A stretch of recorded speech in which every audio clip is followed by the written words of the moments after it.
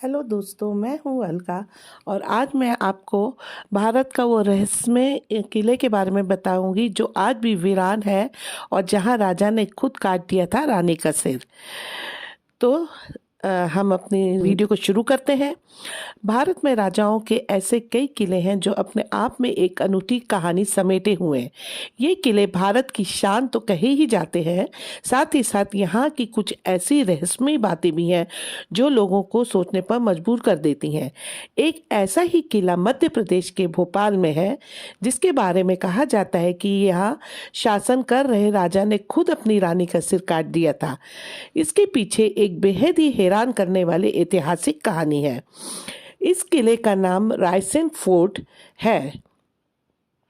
सन 1200 ईस्वी में निर्मित यह किला पहाड़ी की चोटी पर स्थित है।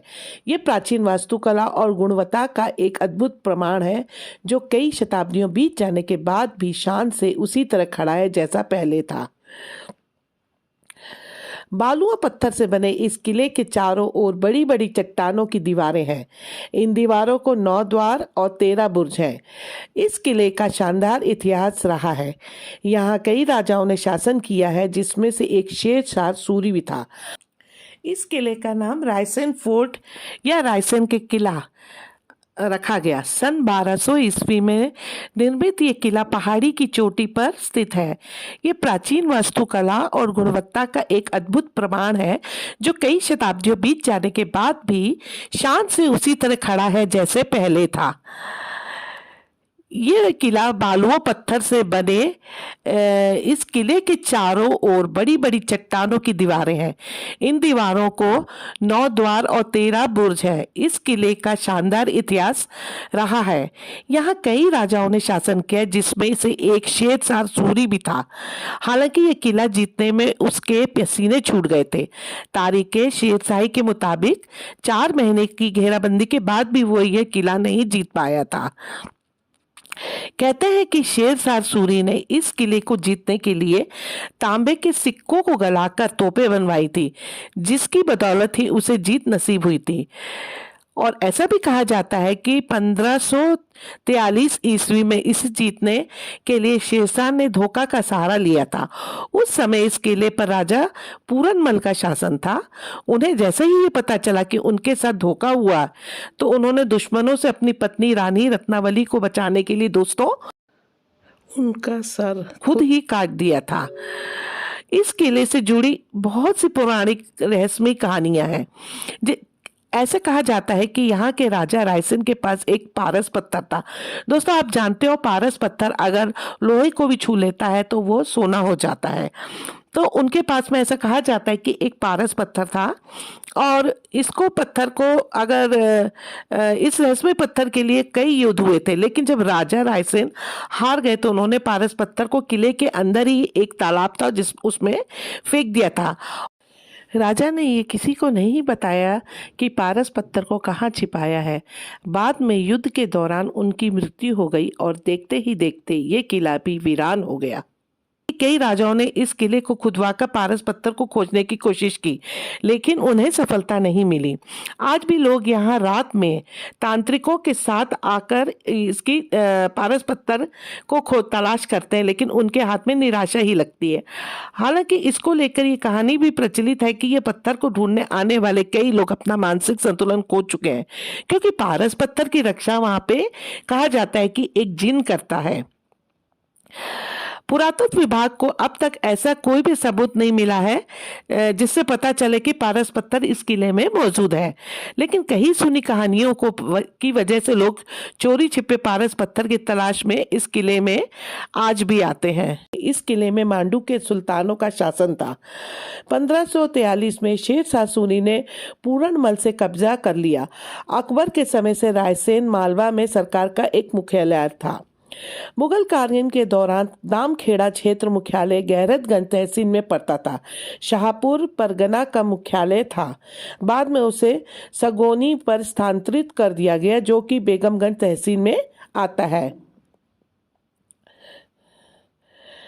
भोपाल के भारत के संघ के सी राज बनने के बाद रायसेन जिला मुख्यालय के साथ 5 मई 1950 का अस्तित्व में आया। जिले में केवल 7 तहसील बनाए रखने का फैसला किया गया था। रायसेन के किले की 4 दीवारी में वो हर साधन और भवन है जो अमूमन भारत के अन्य किलों में भी है, लेकिन यहाँ कुछ खास बातें हैं जो अन्य किलों पर नजर नहीं आता। किला पहाड़ी पर तत्कालीन समय का वाटर हार्वेस्टिंग सिस्टम और इत्रदान महल का इको साउंड सिस्टम इसे अन्य किलों से तकनीकी मामले में अलग करता है। लगभग 10 वर्ग किलोमीटर में फैले इस किले की पहाड़ी पर गिरने वाला बारिश का पानी भूमिगत नालियों के जरिए किला परिसर में बने एक कुंड में इकट्ठा होता है। नालियां कहाँ से बनी है, इसमें पानी कहाँ से समा रहा है, कितनी नालियां, ये सब आज तक कोई नहीं जान पाया। सदियों पुराना इस वाटर हार्वेस्टिंग सिस्टम से तत्कालीन शासकों की दूर दृष्टि और ज्ञान का अंदाजा लगाया जा सकता है। गजब का है इको साउंड सिस्टम। इत्रदान महल के भीतर दीवारों पर बने आले इको साउंड सिस्टम की मिसाल है। एक दीवार के आले में मुंह डालकर फुसफुसाने से विपरीत दिशा की दीवार के आले में साफ आवाज सुनाई देती है। दोनों दीवारों के बीच लगभग 20 फीट की दूरी है। यह सिस्टम आज भी समझ से परे है। किला परिसर में बने सोमेश्वर महादेव मंदिर के अलावा हवा महल, रानी महल, झांझरी महल, बरादरी, शीलादित्य की समाधि, धोबी महल, कचहरी, चमार महल, बाला किला, हमाम, मदागन तालाब है। दुर्ग पर स्थित सोमेश्वर मंदिर महादेव जी का मंदिर साल में एक बार ही महाशिवरात्रि पर खुलता है। बताया जाता है पुरातत्व विभाग के अधीन आने पर विभाग ने मंदिर को बंद कर दिया था। 1974 में नगर के लोगों ने एकजुट होकर मंदिर खोलने और यहाँ स्थित शिवलिंग की प्राण प्रतिष्ठा के लिए आंदोलन किया। तब तत्कालीन मुख्यमंत्री प्रकाश चंद्र सेठी ने महाशिवरात्रि पर खुद आकर शिवलिंग की प्राण प्रतिष्ठा करवाई। तब से हर महाशिवरात्रि पर मंदिर के ताले श्रद्धालुओं के लिए खोले जाते हैं और यहाँ विशाल मेला लगता है।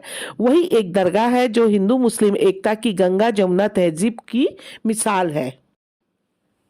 अपनी विरासत को संभालना बहुत कठिन नहीं होता दोस्तों, लेकिन इसके लिए एक सोच चाहिए जो कि दुर्भाग्य से हमारे हिंदुस्तान में आजकल कम देखने को मिल रही है।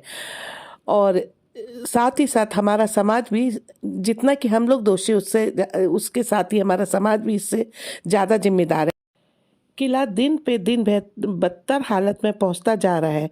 सरकार अगर कुछ टिकट लगाकर ही इस किले का रखरखाव ठीक करना चाहे तो भी ठीक होगा।